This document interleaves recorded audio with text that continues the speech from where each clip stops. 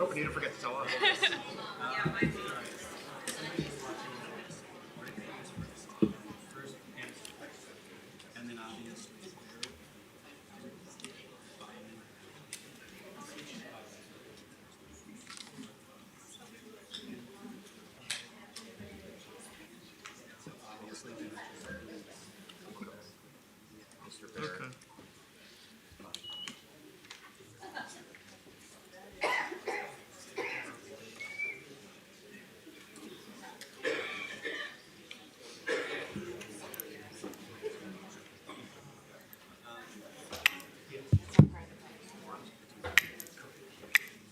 Is somebody recording it like that? Yeah, I'm good. How are you? Jean? Oh, where are the cameras? Oh, Oh, okay. wait, are we allowed to have notes? Pardon me? Are we allowed to have notes? Notes? You only, I think, what you could write in your book, all like. Yeah, well, I don't have notes. I'm just have a pad here. Oh, yeah, they give you the pad here, right? Yeah, we do. Have one of those. All right. We do have people We should just keep it here, so if there's a, Yeah, there's a, Okay, there should be, okay, although anything's possible. all right. Yep. Thank you. Deal on taking notes. Can I take notes now? We just don't want you, anything you want, you write things down that you want to say, go right ahead. Okay. We just don't want you to bring. Yeah, we don't want to do so. Use their phone. I got it. Okay. Yeah, thank you. You guys. 7:30, I have to be there by. Let's see if. Yeah.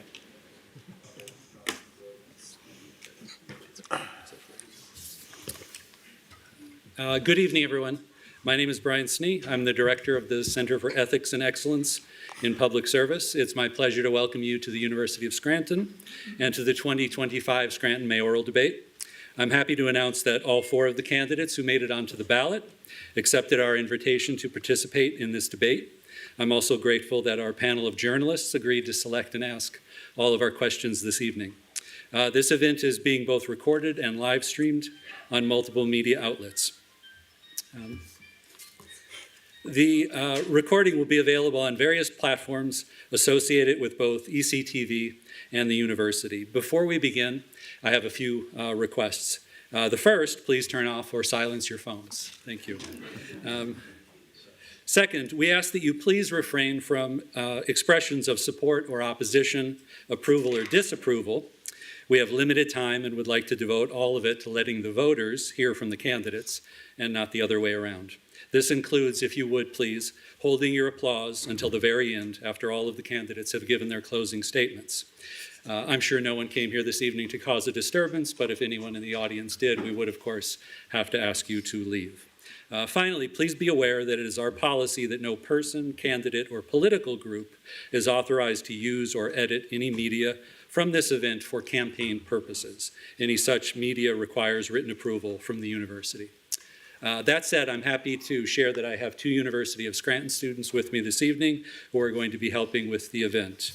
First, we will hear from Philip Huffman, president of the College Republicans, who will introduce our candidates and the panelists. He will be followed by Grace Lennox, president of the College Democrats, who will then review the rules of the debate format.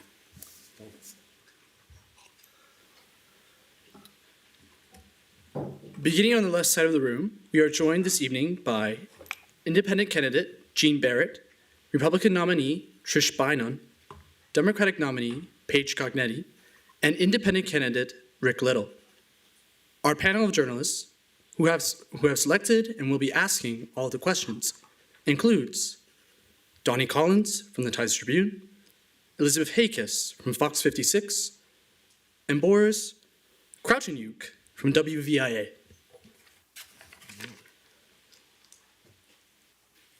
Moments ago, candidates drew lots to determine the rotating order in which they will be answering the first and all subsequent questions. They again drew lots to determine the order in which closing statements will be delivered. Each candidate will have 2 minutes to answer each question. Any time not used is gone. Time cannot be saved for future questions. Our timers will hold up 30-second signs for the candidates to see when that amount of time remains. If necessary, our timers will hold up a sign that says "Stop" when the 2 minutes have expired. The candidate who is not answering when their time expires may complete their sentence after the stop sign is held, but if they try to go on any longer, we will need to interrupt. Candidates are asked to please direct all of their remarks to the audience and to refrain from trying to directly engage with other candidates. This causes confusion about the order in which candidates are supposed to answer and could result in an uneven distribution of time. Finally, because we have such a large group on the stage, each candidate is limited to just one 30-second rebuttal opportunity. If a candidate wants to respond immediately to an answer given by an opponent, please raise your hand and wait to be acknowledged. Again, you may only do this once. After all questions have been asked and answered, we will invite each candidate to deliver their 2-minute closing statement. If the candidates are ready, we will now move on to our first question, which will be asked by Donnie Collins of the Times-Tribune and answered first by Rick Little. Thank you. And thank you again, candidates and Mayor Cognetti, for your participation tonight. First question, we'll start with Mr. Little. What do you believe is the most pressing challenge facing the city of Scranton over the next 4 years? And if re-elected or elected mayor in November, how do you plan to address that challenge? Well, I think the biggest problem is dealing with the basic democracy problem that everybody seems to be talking about, but is specific to this area since 1976 when Scranton got the home rule charter. There's 67 counties in Pennsylvania. Only 8 of them have home rule charters, and our county has a home rule charter. And it's behind the times. I mean, the law that made home rule charters legal was in 1856, called the Dillon Act, out of the state of Iowa. And this is almost before the Democrat and Republican parties had started, and they've carried it on like Boss Tweed, where the parties are overruling democracy. They get rid of somebody who is a part of the party. It has to be somebody else in the party. We've been going through that in Lackawanna County with the replacement of one of the commissioners, and it's just costing the taxpayers a lot of money because of the lawyer class are making so much money. I mean, a person on city council makes 1/15 that all these judges are making, and we've just been going for 8-9 months trying to find who's in charge and what the legality of it is.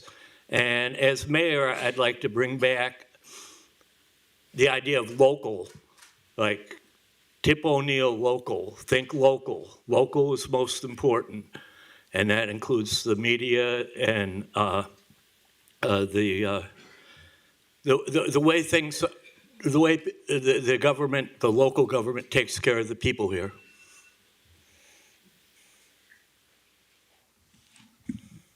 Mr. Barrett. Could you repeat the question, please? Yes, sir. What do you believe is the most pressing challenge facing the city of Scranton over the next 4 years? And if elected mayor in November, how do you plan to address that? I feel the most pressing challenge is safety within our neighborhoods.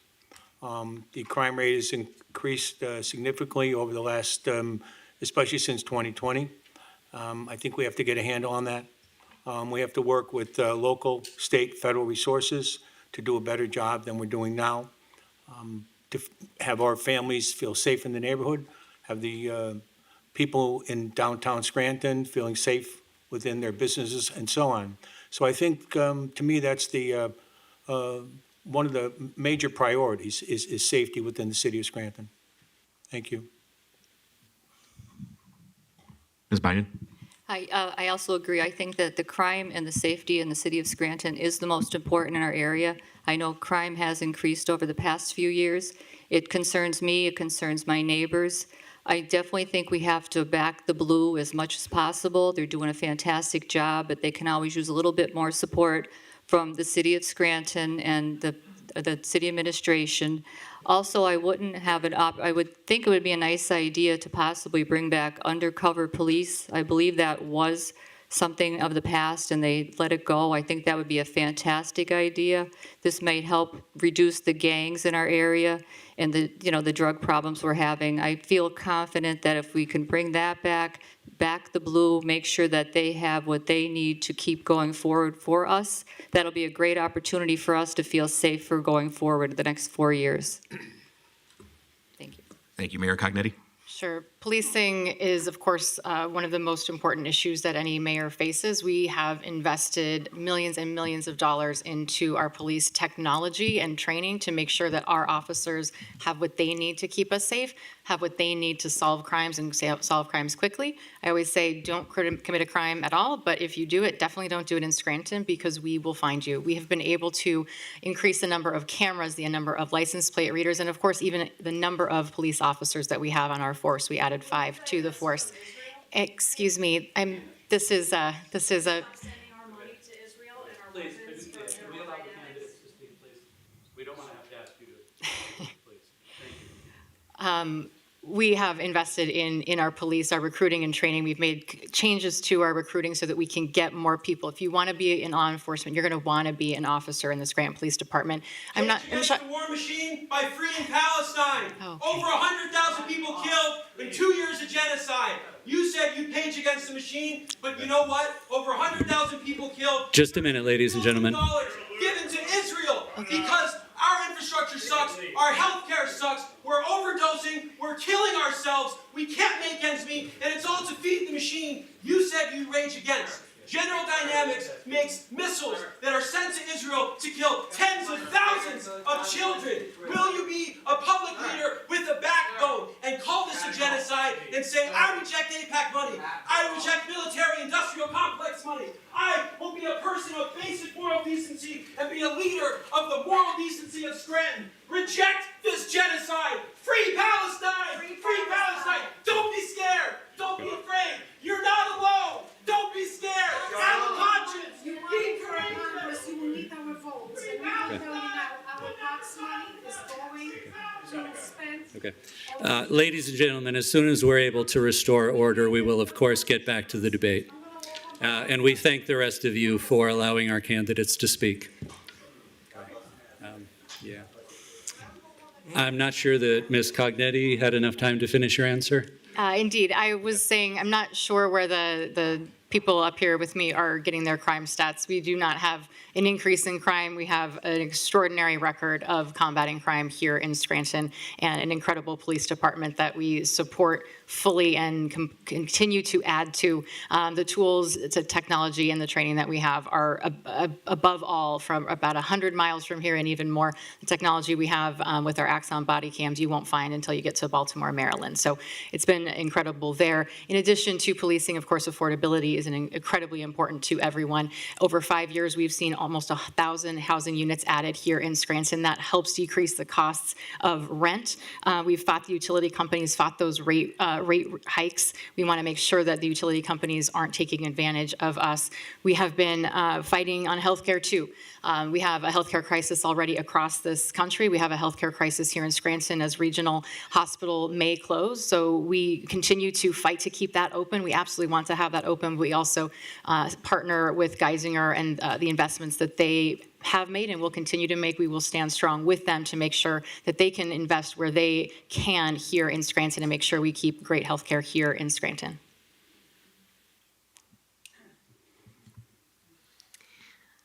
For the next question, we will turn it over to you, Mr. Barrett. So what does the city need to do to better address homelessness? Do we have a chance to rebut anything here? Is that not the part of the, You do get 1 30-second rebuttal at some time this evening when you want it. that's all? 1 30-second rebuttal for each one of these issues? 1 30-second rebuttal for each candidate for the evening. We have with 4 candidates and 3 people asking questions. You gotta be kidding me. This was in the contract. Well, yeah. So, okay, go ahead. So what does the city need to do better to address homelessness? What do they need better to address homelessness? What do they need to do to better address homelessness? The homeless need to get a job, okay? They need to work, okay? Social services are there for them, to provide for them, that's true, okay? But we can't have people who choose to be homeless, right? A lot of people that are out on the street choose to be homeless. That we can't help. All we can do is try to mainstream them into society as best as possible. But in a lot of cases, they choose not to take that availability of those services, and they choose to be homeless. So that is rampant throughout society, not just in Scranton, but across the entire United States. So it's a difficult question, it's a difficult answer, and I'm not sure necessarily I have that answer. Thank you. Ms. Bynan?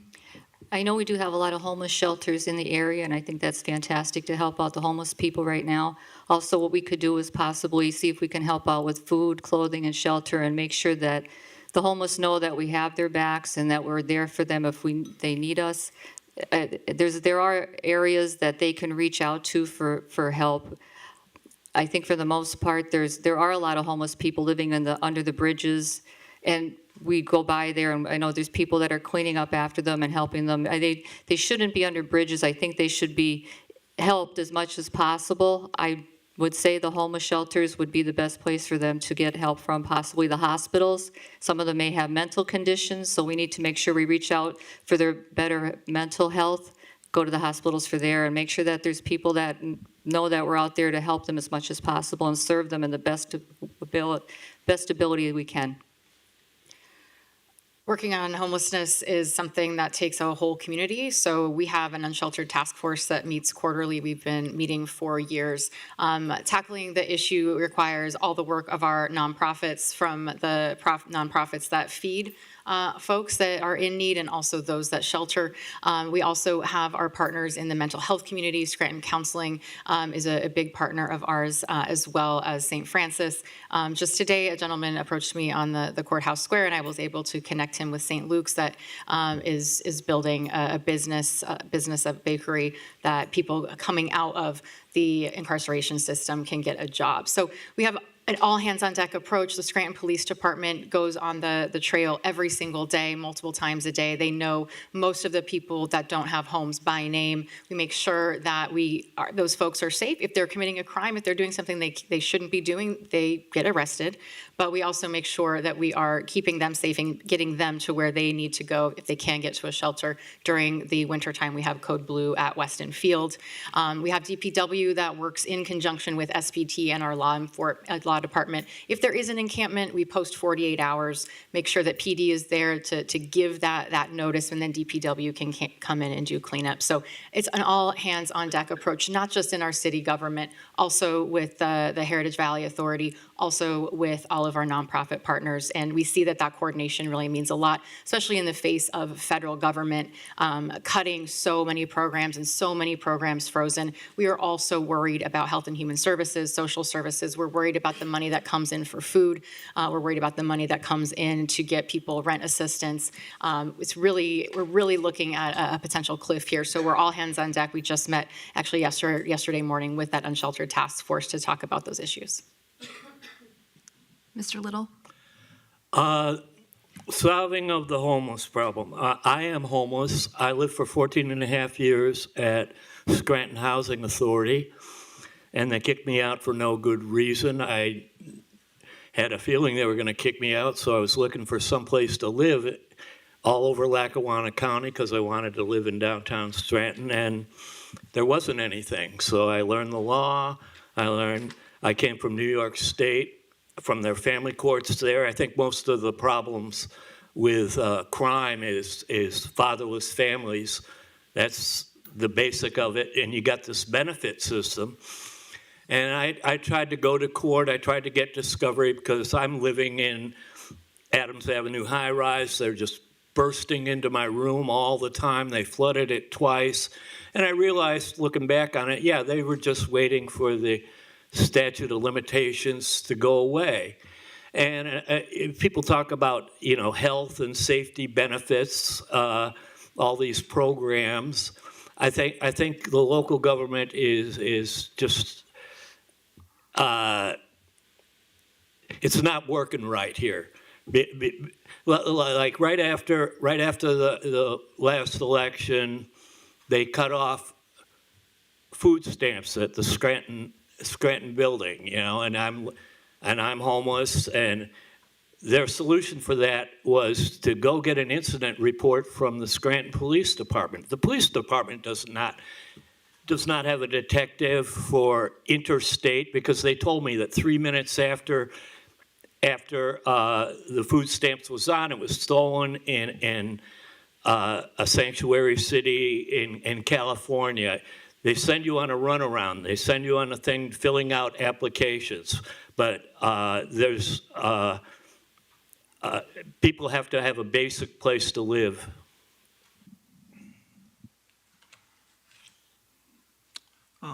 Ms. Bynum, I want to follow up something the mayor said, and you said as well, that crime is a big problem in Scranton.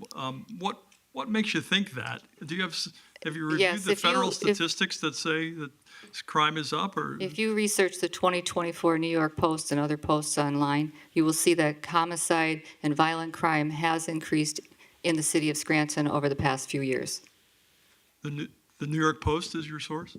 Yes, but one of many. So That's what did the New York Post say? that violent crime and homicides have increased since 2023 in Scranton, Pennsylvania. You're up. Sure. Yeah, I will. Yeah, Mayor, do you think that the crime is up in the city of Scranton? Is the New York Post right? Sorry, is this the correct format for the debate questions? Yeah, I mean, I'm asking you, is crime up in the city of Scranton? We're hearing the other candidates say are, and you said that As I it's said, not. no, I'm not sure where the stats are coming from. The New York Post is not a crime database. You can go to the actual crime databases. You can check those stats right online and see that crime is in fact not spiking in the city of Scranton. You can see by every single type of incident what that looks like. Our proactive policing is up 200% under the management of Chief Tom Carroll. So you might see more incidents. That's because we are more proactive in our policing. That's because we have great training. We are going out there on the beat. We have more police on the beat, and we're able to proactively be in the city. I'm not sure where the suggestion that we have undercover police comes from. We certainly have that. We work together every single day and night with the federal level, with the DEA, with the U.S. Marshals, with the county level, the DA, the U.S. Attorney's Office, the Pennsylvania State Police, the sheriffs at the county office. So it is just a full partnership with law enforcement every single day in Scranton. And this is a very safe city. It's a great city to raise your children in. I'm raising my 2 children right here in the city of Scranton. And we have all that crime data available online for anyone to see from the credible news source, credible government sources. Mr. Little? For relying on everyone to see, that is one of the biggest problems when they're trying to evict you. It's online. It's notice requirements. And in this town, for the last 40 years, if Scranton Housing Authority wants to evict you, you're evicted because everybody's in their pocket. And for years I tried to, there's no clerk for the magistrate judge. And there's a million rules, the CFR rules at the library. What they're doing, the real crime here is what's happening with the governance here.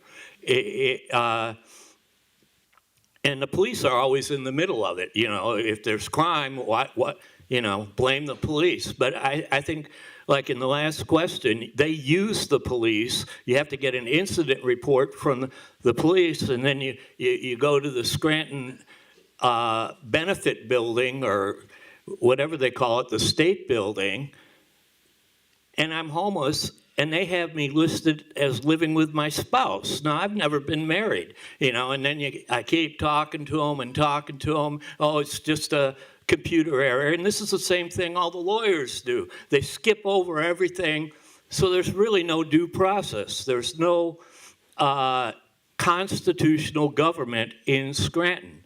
It's gone the wayside, and it's gone the wayside by the Home Rule Charter. The Home Rule Charter, combined with the Lackawanna County Home Rule Charter, it's unconstitutional. It doesn't look like the Pennsylvania Constitution, doesn't look like the U.S. Constitution. as far as due process goes, and once you set that sort of thing up, crime happens all over the place. And this is a sanctuary city. That's it. Mr. Barrett, your response on crime, like you said it, that's the top the number one issue facing the city. What makes you think that? Well, most of the stats that I'm talking about are the national statistics, FBI statistics, discussions with the district attorney's office. That's where my information is coming from. And at the same time, I don't understand the mayor's comment. So because we have a more proactive reporting process, that is why it appears that there's more crime. That seemed to contradict itself. Thank you. We'll start with Mayor Cognetti on our next question. Whoever is elected in November will see a vastly different city council. What do you believe are the mayor's most important responsibilities when it comes to working with city council, and how would you attempt to build positive working relationships with members of council who may not align with your ideas politically? Sure. In nearly 6 years as mayor, I've had four different city council presidents, and council has looked different each year, and we have worked together to make sure that we are running the city well and getting to compromise. We have been able to, throughout each iteration of council, work to compromise and work on legislation to get it to a place where council is comfortable with it. And we've also been lucky that there have been solicitors for city council that have been very good in working with our city solicitor's office. So it's not just the council members, it's also the caliber of the team that city council puts around them. And I think that that's very, very important. So I look forward to working with a new council. You know, I was on the school board on their, you know, we potentially would have a lot of people on the new city council that were also on the school board. And it's important to have that under your belt. You know, you got to manage a budget and you got to understand, but the school board and the city council are very different roles. It's a very, very different place. So I'll look forward to working with a new city council and make sure that we get the city where it needs to be and make sure that we keep on track with the success that we've seen to date. It's been a really fun time getting to those compromises, and we will continue to do that. Mr. Little? What was the question? Okay, how do you attempt to build positive working relationships with members of council who may not align with your ideas politically? Well, I've been going to council for 6 years. It started out as a selfish thing because they confiscated all my stuff in my storage locker and just kept it under lock for 2.5 years. And I went to the council and they talked to them, but nothing happened. I mean, you have to have a team put together to get the things done that are going. And, you know, it's interesting to me how council works. It's the legislative branch. The mayor's hardly not there, not supposed to be there, and you know, but most of the complaints are about the roads, the street signs, and we haven't had a head of DPW for 9 months and something like that. Don't quote me on that, but you got to bring pride into it. You got to build the city up. You need a great DPW. When I first was speaking there, I said, hey, I said to the mayor, the first time I met her, I said, you know, just get everybody in DPW together and dig a new Lake Lincoln, because there has to be a swimming pool. You know, people are jumping off the gorge thing and dying, and the swimming pool came in around the time of the, you know, 67, 68.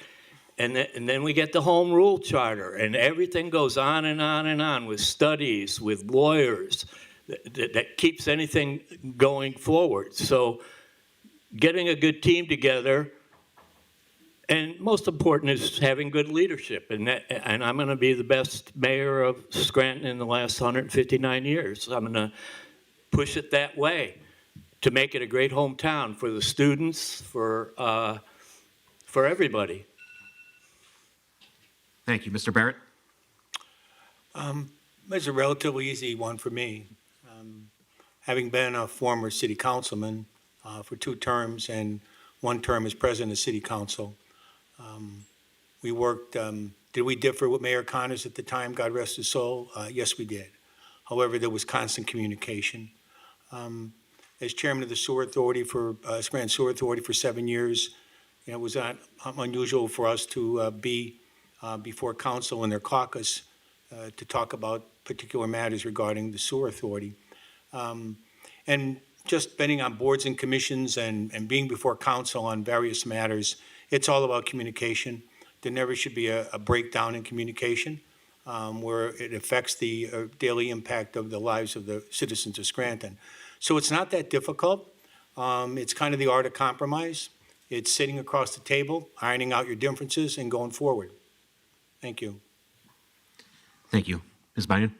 Yes, I believe that definitely city council and the mayor have to work hand in hand to get problems solved and not let them drag on. Compromise is absolutely key. Listening to what they have to say, getting everyone's opinions together, going forward, making sure that there is nothing held back. People have to be able to express their opinions, let the city know where they're at. Don't let it drag on too long. Everybody needs to have an answer, and they don't want to have it take any longer than it needs to.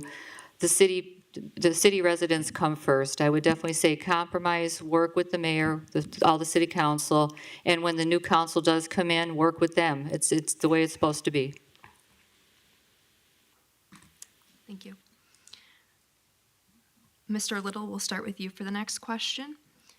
Flooding is an issue in Scranton, so how can the city continue to make necessary improvements to its stormwater system? I didn't get the questions. I heard storm. Sorry. Flooding is an issue in Scranton. How can the city continue to make necessary improvements to its stormwater system? Yeah, all the systems. I mean, they all have to be connected and coordinated. You know, you got the sewer drain, you got the water pipes, you got the electric pipes, you got all gas pipes, you got all kinds of stuff going on. And each one of them becomes a project. I'm a project-oriented person. To fix, the sewer drain, you have to coordinate that with everything else in the city, so you're not redoing it and hiring lawyers to make sure if you're doing it legal over and over again. And it's just gotten really bogged down in the city. The infrastructure, it's a great city, but the infrastructure's there, but stormwater drains, yeah, we have to fix the pump station before it floods down by Pine Brook or the lace factory, wherever it is, before the emergency comes. These people, they figure, oh, we'll wait for an emergency, we'll get money from the Mining Act, we'll get federal money when, a flood comes. I've been watching this area for a long time. I watched the movie, they had the Knox mine disaster where, the mining, the people in charge are in bed with the other people, and I'm a filmmaker. I went to school, and the guy that started my school made this movie called, I lost my thought there. Anyway, to fix the storm drains, that's just one of many things. It has to be, that's causing havoc all over the streets.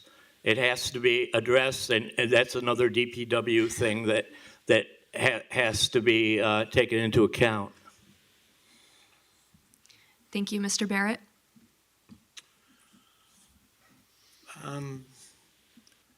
Infrastructure and stormwater. I'm fully cognizant, experienced in all areas of infrastructure. It's common knowledge that the infrastructure in the city of Scranton is well over 100 years old, and it's collapsing. It's a constant effort to try to repair where those collapses occur, be they city stormwater systems or systems owned by the utilities, be they the water company, the gas company, the electric company, and so on. Years ago up by Sterners, we discovered an old Bell telephone line that was encased in a wooden box culvert. So we have a very old city, we have a very old infrastructure. Stormwater in particular is a problem. If you think about the topography of the city, you can understand certainly why. We have to pinpoint exactly where the major problems are and try to correct those first, and then at the same time, try to find funding and so on to correct those problems. It's not an easy solution. It's a very difficult solution. I think we need to work, if there's an opportunity, work with Pennsylvania American Water and assisting us in those efforts as they proceed with the implementation of what's called the long-term control plan for the combined sewer overflow. Then you try to work with them, and when they're making those repairs and construction of those facilities, be they above-ground containment structures or underground containment structures, take an opportunity to see whether or not you can work with the water company to reduce your cost to improve stormwater problem areas. Thank you. Thank you, Ms. Bynan. Yes, I definitely think we have to work with the PAWC to make sure that we work together to get the stormwater problem solved. There are a lot of issues going on. I know I see it constantly around our area of the house and all parts of the city, and the DPW does the best job they can to keep things going. What I would like to see happen is, instead of having the walkability study going on now, they should use the ARPA funds to help maybe with more stormwater repairs. I think that money is there, it's usable, and it should be used in a different avenue than the walkability study. I think that would be a fantastic idea. We'll have extra money out there for that, and we can get the job done a lot quicker. The roads are the most important thing. I think we can hold off on the other bicycle paths, etc. Thank you. Thank you, Mayor Cognetti. The city's rescue plan allows for up to, well, we invested in stormwater, parks, streetscapes, which is about downtown safety.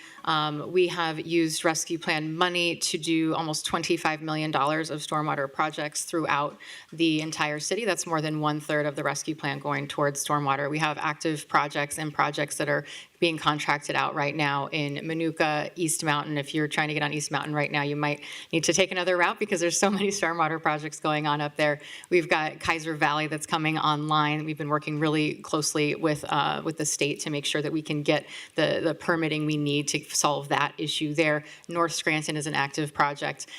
We have a Tripp Park as well that has an active stormwater project. So we've been tackling, and Meadowbrook, which has been decades in the making sure that we can fix that. These are legacy stormwater issues that have been untouched. Somebody sent me a picture early on in my tenure of 1940 where their home on Merrifield was flooded in the same way that it got flooded in 2023. So we are fixing these things. We are doing the hard work. It is hard. It requires incredible project managers. It requires the right engineers who know what they're doing and have the right relationships.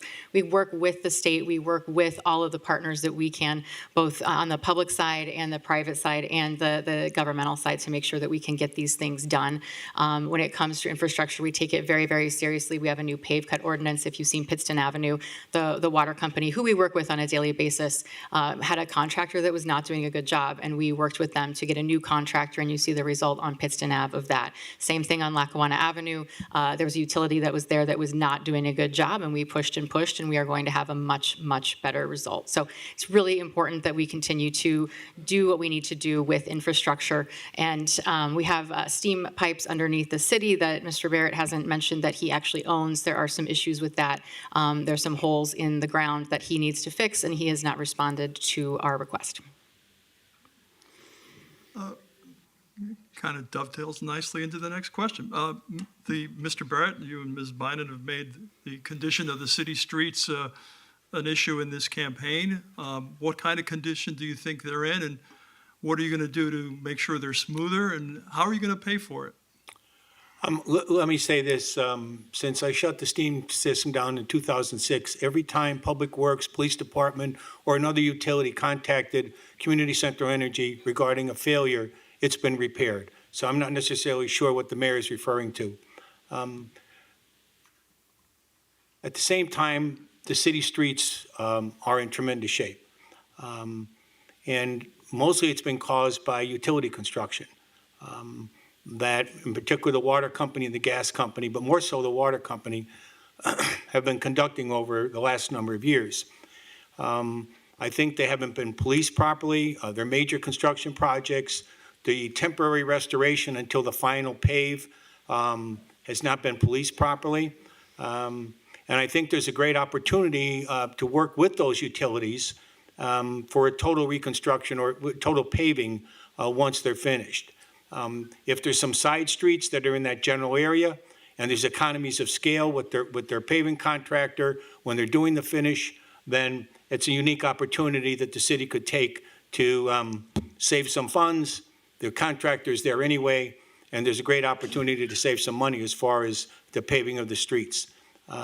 Again, the city is at least 100 years old in most of the paved streets. In some cases, some of them were dirt streets, but that's a long time ago. But it is a tough job. But there are unique, I think, ways to approach it that can reduce the costs and make the roads more passable. Thank you. Ms. Bynum?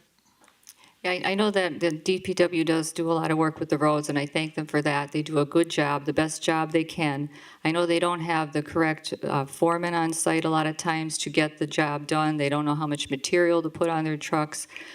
There's a lot of potholes in the city of Scranton. That really needs to take priority. I look at the people driving their cars, they're slowing down, they're wrecking their cars. It's a shame. Then you never know if there's going to be somebody on the side of the street you could hit. I think it's a terrible thing that they need to work strongly to get it fixed right the first time. Repairs are important. They should be permanent repairs to the best of their ability. Right now, the repairs, maybe they last a couple of weeks, couple of months. As soon as it snows, the next thing you know, the roads are torn up again. We need to work with everybody involved, and also the utility companies. They come in and they'll rip something up right after it gets done. There's no coordination. Coordination is key. It needs to be done. It starts at City Hall. You have to work out with everybody. If you could get with the utility companies or who's ever ripping up the roads, make sure that it's done right the first time and not 2 and 3 times. The neighbors are sick of it. I'm sick of it. I live on a street and I have to dodge potholes all the time. I'm disappointed with that. I hope that down the road we can make the right repairs, make long-lasting repairs, and work with the people the best way we can so we don't have to keep ripping roads up 2 and 3 times. Thanks. Mayor Cognetti?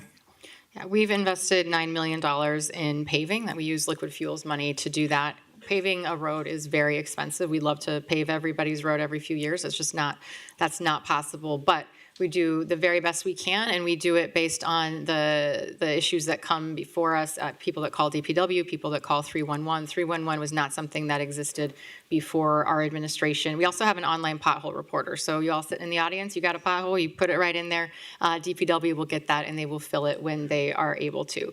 So we've really, really ramped up what we can do there. DPW does know how to do its job. They do know what they need to do. They do a great job. And in addition to that, again, like I said, our pave cut ordinance, we've been much more forceful with utilities, and we do coordinate with utilities. We have a monthly meeting, but we also are in coordination on a daily basis between DPW, our project management team, our engineers. I myself connect with some of the utilities myself just to get things going, and if it's a high priority, want to make sure that they know that I'm looking at it. I'm often, you can see me on the side of the road pulling over to take a picture and send it in to 311 so that we can get that pothole filled. It's always an issue. Every single mayor you talk to in the whole country will tell you that potholes are always what come up, but we are very, very focused on that. We're also very focused on the other pieces of street safety. We put in almost 5,000 street signs, those street name signs, very, very important for public safety so that we can navigate and so that our first responders can navigate quickly. Also school zones. You'll see now around 17 of our schools have new school zones. We've been very specific. We also have flashing red stop signs that are throughout some of our high-risk intersections, and you'll be seeing many more of those. We've been able to make some room in one of our many grants to do that. That's in addition to the streetscapes in the downtown to slow down the traffic and make it safer and better for pedestrians, for drivers, and then to continue to boost our economic growth. And Mr. Little? I think that all these problems, I mean, the question was about Paving streets. saving the streets. Paving streets. Paving the streets. Yeah. I tell you, you have to think of the priorities. So when I became homeless, they throw me out. It's like sub-freezing weather. My biggest tool was my glasses. If I didn't have these glasses and I couldn't look at where I was walking, I walk in the streets. I've walked all over the streets, all over the city. I see how it is. And for my personal survival, I have to see the cracks because I know that one fall, I mean, I'm 72 years old. I've been in the hospital before. One fall, that's the end of it.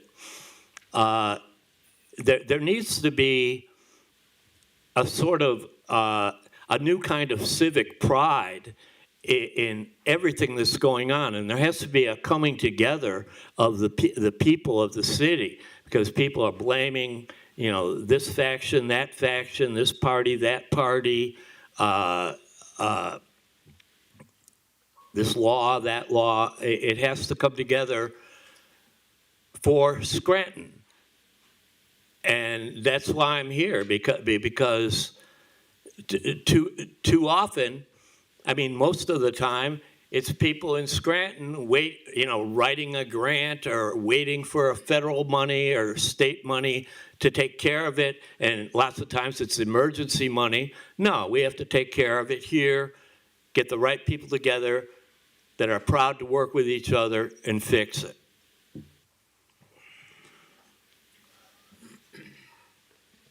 It is already time for our candidates to deliver their 2-minute closing statements based on an earlier drawing. Mr. Barrett will go first. Thank you very much for listening tonight. This is a crucial time in the history of the city of Scranton. Gene Barrett was born here, raised here, spent over 40 years in public and private sector. I spent over 7 years in the United States Army. I was an instructor at the Military Intelligence Advanced Officer class at Fort Huachuca, Arizona. I'm a distinguished graduate of the NCO Non-Commissioned Officers Drill Sergeant Academy of Fort Loyola, Missouri. I spent 2.5 years in the United States Army and Advanced Weapon Missile Command in Germany. My public and private sector experience supersedes any of the people sitting to my left. And that's not an exaggeration. My family is here. I've been in business here.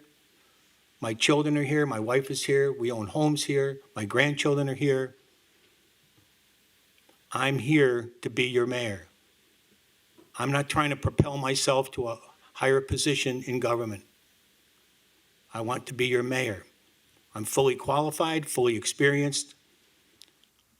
I'm at a point in my life where I'm retired, but I have a lot of desire to see Scranton prosper and be progressive as time goes on. I feel I'm capable of doing that.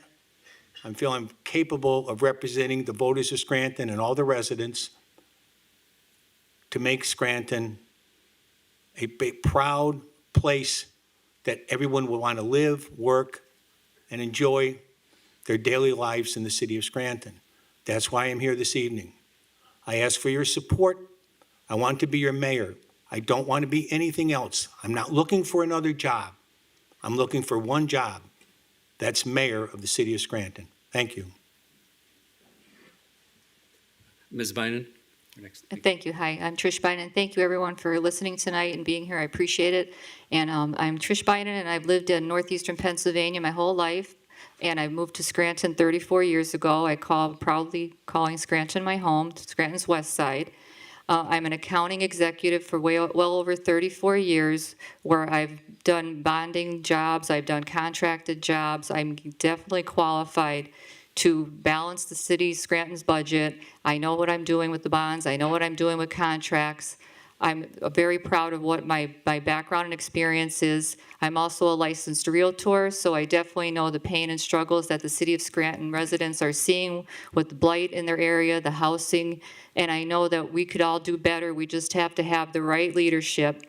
I'm the right person for the job. I'm also proud to say that I'm the proud daughter of a Vietnam veteran who was in the service for 4 years. He did a great job. He made me who I am today. I'm a strong, independent woman based on my family values and my background and my experience. I would be humbly honored to be your next mayor. I will do the best job for everyone. Again, I'm not going anywhere. I'm here for the next 4 years to do the best job I can for everybody. That's what you pay me for. That's what I'm going to do, and I'm not going anywhere. Thank you very much. I sat on this debate stage 6 years ago when the city was in crisis. The mayor had gone to prison for corruption, but that was not the first public official in very recent memory that had that same fate. We, in 6 years, have built a government that works for everyone, that there is trust in, that there is excitement in. We won the Governor's Award for Municipal Excellence this year. Our bond rating is now investment credit rating. We have saved millions of dollars so far because of that. We are on the right track. Scranton is the place to invest. You see that throughout. You see the millions and millions of dollars coming in, again, invested alongside our public investment. People do not invest in a place that they think is going downhill. This is a place on the rise. It is a place to move forward. It's a place to raise your family. It's a place to move your business. The people that are on this stage with me tonight would take us right back to where we were. Mr. Barrett ran toxic landfill waste under Greenridge, skirting the approval process of a public board. The Greenridge Neighborhood Association sued him for that. That would take us right back to those days where people think that they can profit personally off of the I public want evidence good. of me being sued by the Greenridge Neighborhood Association. You better be careful what you're saying here, Mayor. It is in the archives of the newspapers of record in this city. In the case of Ms. Bynon and the construction company for which she works, we did do many audits throughout these last many years. Unfortunately, in one of those audits, we discovered that there was $238,000 that had been given to said construction company in the prior administration, and the work was never performed. We only just recovered that money a month ago. You had to make a settlement for that because you knew you were wrong. It took a lot to saying. recover our money for that. If we want to move forward, we're going to continue to move forward with the current administration. We are doing a great job. And if I am, excuse me? Okay. If I am successful, okay, If we could please allow the candidates to finish their closing statements. Thank you. They have to be facts. okay, are we done? We're done. Just as long as they're facts. We have spent 6 years moving the city forward. I know the people of Scranton want to keep moving forward. We cannot go back to where we were. If I am elected to Congress in 2026, I will make damn sure that in 2027, there is someone sitting here on this debate stage that I can pass the torch to continue to make progress. Mayor, why don't you tell them what you had to pay me to make me go away? Mr. Little, you have the final closing statement. Taxpayers' money. I didn't want it. I wanted to do the job. Ladies and gentlemen, we have one final closing statement, please. Thank you. Mr. I Little? start now? Yes. Yes. Well, I came to Scranton out of New York State Family Court, and that's where I really learned just how much this judiciary thing, when you have government, three parts of government, and the judiciary is just taking too much. I think everybody can see that over and over and over. They're all little unions. The Bar Association is a trade union, and like the school board union, and I was evicted by the school board law firm. Where did they get all the money for the best law firm that knew all the judges in Scranton to make me homeless? And then you have all these other projects, Act Blue, but there's 76,000 people in Scranton, and there's only 20 beds, shelter beds. It has to be, most of the people living, it's like lost souls living in a fishbowl year after year. I mean, there's no Pledge of Allegiance here at this meeting. There's no newspaper announcement about this debate. There's no debate of the council people. People we're just going along, and you're talking about, in the past, I've read the history of this place, and, you got to get down to the great things that happened here and how it went wrong. And to make it right, it's going to take people coming together to fix things. Thank you. I'm not going to sit here, Mr. Moderator, and have the mayor make a libelous statement against me. All right? You do have a So- 30-second rebuttal that you haven't Okay. used yet, which you're All welcome to right, use. I will. Please do. I will. Is it my turn for the rebuttal? This may be against the rules, but here's what I have. This is a picture of garbage juice flowing down Music Street into a storm drain at the corner of South Webster Avenue. Now, the mayor is telling me that I'm violating federal rules and regulations. We are operating under a consent decree. That consent decree comes from the Department of Justice into EPA, DEP, Scranton Sewer Authority, and so on. Scranton City Council, the mayor of the Scranton, Dunmore Borough Council, and so on. So Gene Barrett is sitting in Scranton, and he's going to violate an order from the Department of Justice? Really? I don't think so.